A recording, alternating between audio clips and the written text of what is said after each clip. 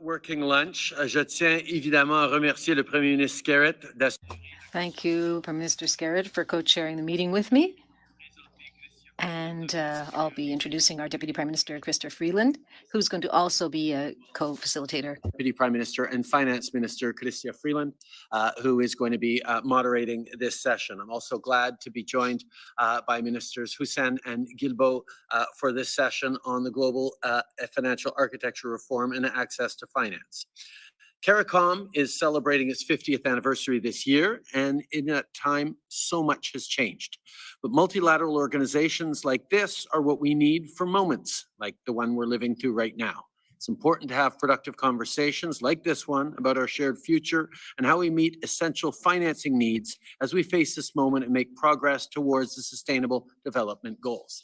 And this flows directly from the conversations we just had this morning, a really important and excellent discussion on climate change that, of course, talks about the need to flow better capital and better financing supports to countries like in the Caribbean, but around the world, to be able to both take on the challenges of building more resilient infrastructure in the face of more extreme climate events, but also harness the opportunities that come with cleaner, cheaper energy as we make significant transitions around the world. Notre rencontre a lieu à un moment où on fait face. We're meeting at a time of tremendous challenge striking us simultaneously, challenges which are worldwide. Climate change, public health crises, disturbances in supply chains, and geopolitical tension. We know that to overcome these problems, developing countries and middle-income countries need better access to finance. It's important to be able to ensure help in cases of catastrophe and to be able to maintain public health and economic growth.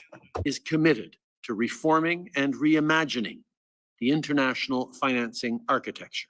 It's why we support the evolution of the multilateral development banks and international financial institutions so they are fit for purpose in a modern, interconnected world with very different challenges than those envisioned in the years following World War II by the Bretton Woods institutions. Canada supports efforts for reforms, including using their capital more efficiently, making concessional financing more available, mobilizing more private capital because we know public financing alone isn't sufficient, and we all face risks for not taking action, all the while making sure support continues to be available to the poorest countries and those most at risk. We have had a number of conversations about SDGs, and Canada is now number one in the world in terms of directing our special SDRs, our special drawing rights into places that need them, and we will continue to encourage others to use the SDRs in that way as well. I have to say, this is an issue that Canada has been leaning in on for quite a while.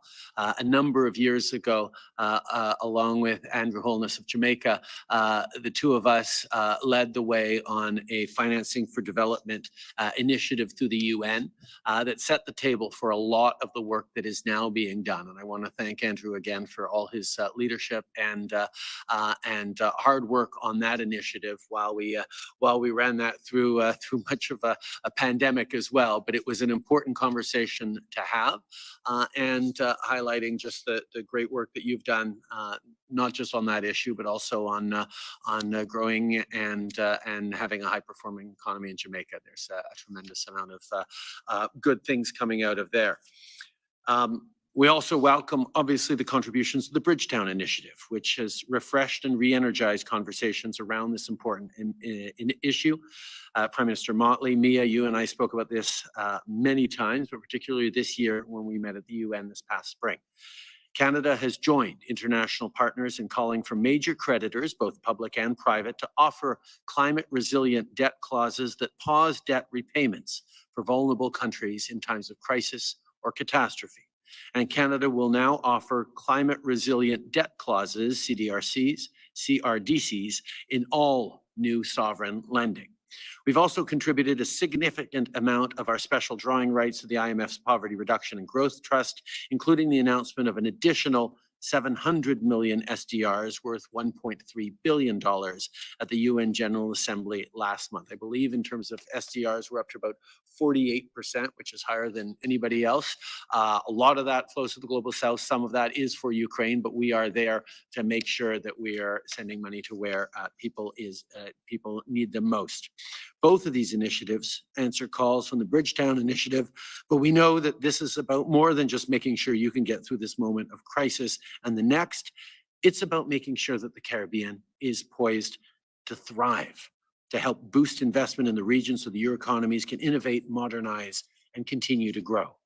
Governments absolutely must be able to support people in times of crisis, and they must have the financing they need to build a better future for all of your citizens. On doit s'assurer que tous les gouvernements puissent. We must ensure that all governments can access financing so as to be able to serve their citizens and invest in new opportunities for all. I look forward to hearing your insights and inputs.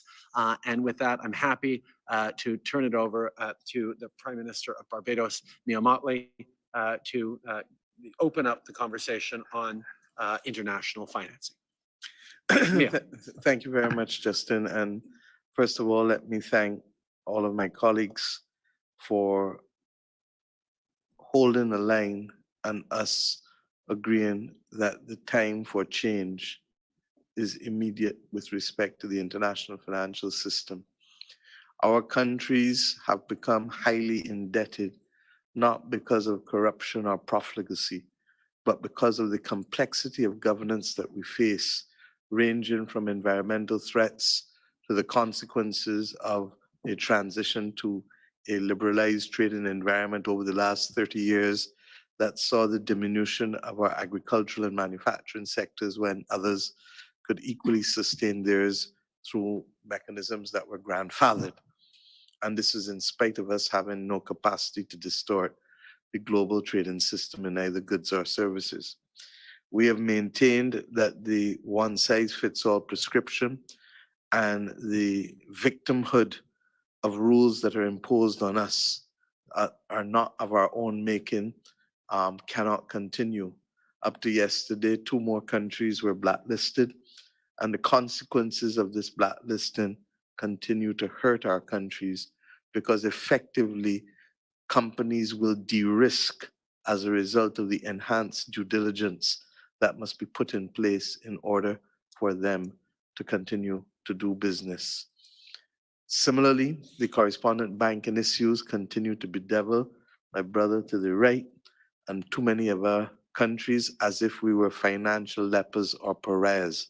And the absence of the international financial institutions and the G7 and G20 countries to recognize the disproportionate consequences on our people are simply unacceptable. With respect to the World Bank and the IMF, both of whom were formed at a time when we were but colonies, we continue to make a few simple points. We welcome the new leadership at the World Bank, and we thank him for the direction that he wants to take us in. But we ask him to pause and reflect too, that the devil is in the detail and that the bureaucracies must not be allowed to make a promise be rendered nugatory, largely because instead of having debt pause clauses for all existing debt for vulnerable countries, we are now being told that it is likely to be for future debt, which does not help Dominica tonight or Antigua tomorrow if either of the 2 of them are hit by the system that is coming towards them.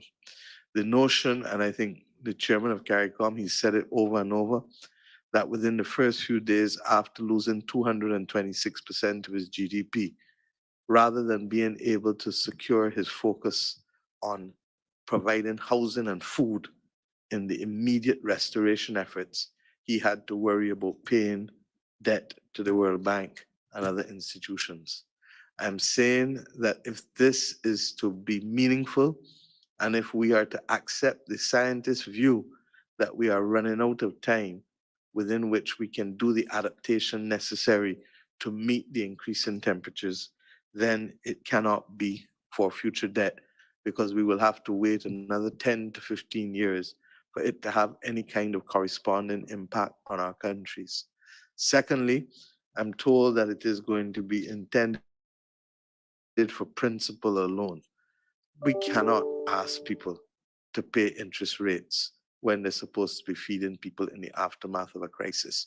These issues at a political level are too simple. We get them, but there is a disconnect between the political level and the people who serve on the boards.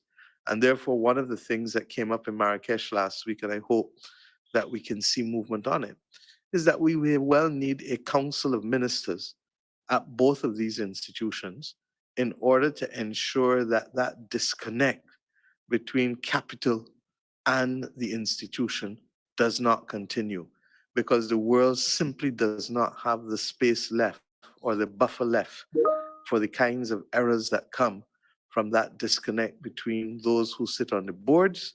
And we're not saying Catherine, because Catherine has been doing an excellent job for us, but the others who sit on the boards and who say completely different things from that which we hear when we engage with their political leaders or the political ministers of finance.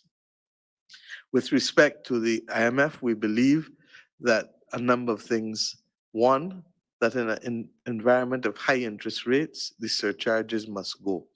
There is no justification for the maintenance of surcharges in an environment of high interest rates. We recognize that the recapitalization of the MDBs, the World Bank, and the regional development banks is absolutely critical, and a lot more can be done there. One of the difficulties at the same time, however, is that while we call for access for middle-income countries, it does not in any way reduce our call for the tripling of assistance to either countries. And the reality is that we want poor countries to stop being poor, and we want to stop middle-income countries from becoming poor again. Because 70% of the world's poor do not live in poor countries, they live in middle-income countries. And therefore, any attempt to refocus the World Bank or the IMF that doesn't recognize that simple fact will have us in trouble. Put all the money in front of us that we want, and many of us still can't spend it because the debt sustainability metrics that we are using in a polycrisis are the same that we used when we faced no crises or a single crisis.